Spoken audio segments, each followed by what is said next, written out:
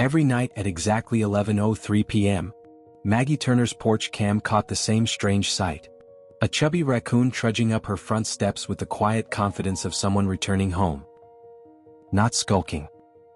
Not sneaking. Moving with purpose. As if this was a route he'd walked long before she ever lived on the street.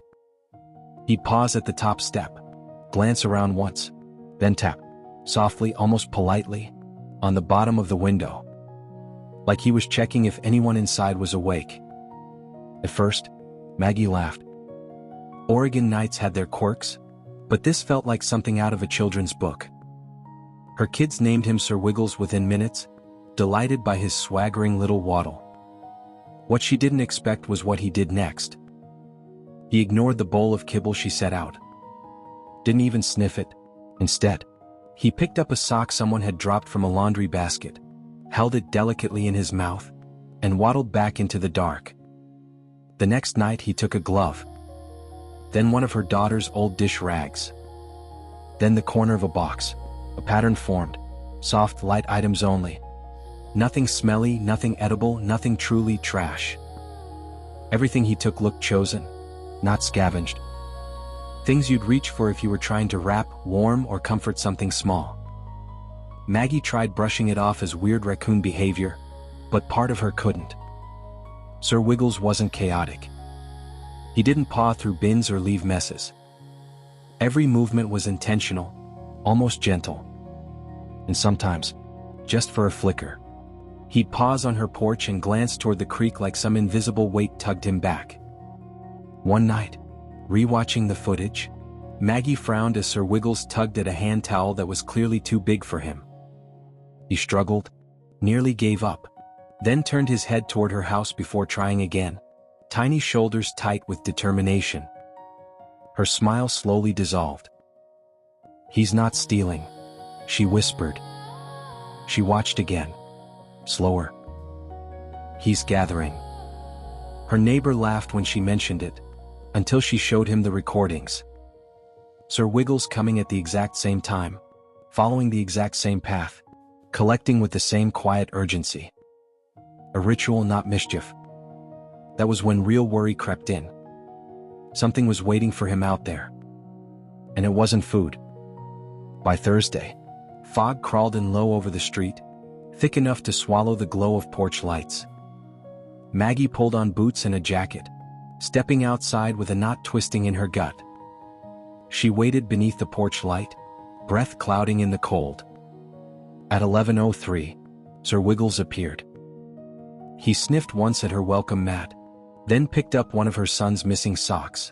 The warm kind, the thick kind. Maggie felt her pulse jump. This time, she followed. She kept low, flashlight pointed toward the ground to avoid startling him. He moved behind the houses, never wandering, never rushing. He crossed the empty street, paused twice to listen, then slipped down the slope toward the creek. Maggie hesitated at the top of the bank. She'd always told her kids to never follow wildlife. But something deeper urged her forward. Instinct maybe, or the unmistakable pull of responsibility. She stepped down after him. The forest air felt wet, heavy. Moss gripped her boots, branches brushed her sleeves.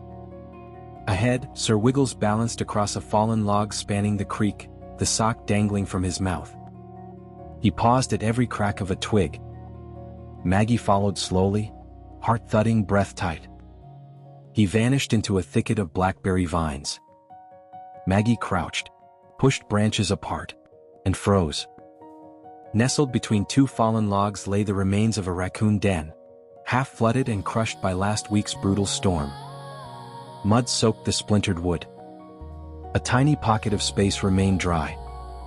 Inside that pocket, curled into a quivering heap, two raccoon kits, barely bigger than her hands, squeaking faintly, shivering so violently the scraps around them trembled too. Maggie's throat closed. She pressed a hand to her mouth as Sir Wiggles crawled inside, nudging the clean sock around them with startling tenderness. A father tucking in his babies. A father doing it alone. Her chest ached. He hadn't been stealing. He had been rebuilding, piece by fragile piece, trying to save what the storm had nearly taken from him. "You're a father," she whispered. Maggie backed away, hands shaking. The moment her phone found a sliver of signal, she called the local wildlife rehab center. "They're alive," she breathed, "but weak, cold. They won't survive another night." A team arrived just after dawn, moving quietly through the mist, voices low. Maggie led them to the broken den. When the blackberry vines parted, the rescuers fell silent. One knelt beside the ruined structure, eyes softening. "The storm crushed everything," she murmured. "He's been rebuilding from whatever he could find." The tiny kits curled tighter in their patchwork nest of socks and cardboard. Their fur was damp, bellies hollow, breaths thin. But their ears twitched at the faint sound of their father's chirp. Then, the rustle. 10 feet away, Sir Wiggles stood trembling in the mud. His chest rose in quick, anxious bursts. But he didn't bolt, didn't charge, didn't hide. He watched, helpless but desperate to stay near his babies. Maggie slowly set a fleece blanket beside the rescuers, moving with deliberate calm. A rehabber lifted one kit and wrapped it gently. The kit squeaked. Sir Wiggles froze, then stepped closer, just an inch. But enough to break something open in the air.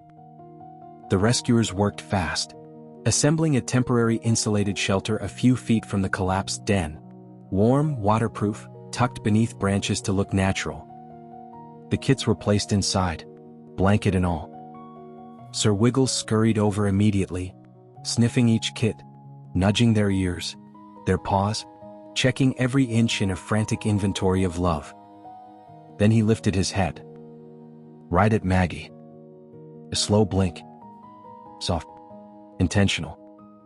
Trust given carefully. For the first time since she'd followed him into the fog, Maggie felt her breathing steady. He trusted her. The days that followed blurred together. The kits improved, eating, warming, chirping louder each day. The rehab team sent updates.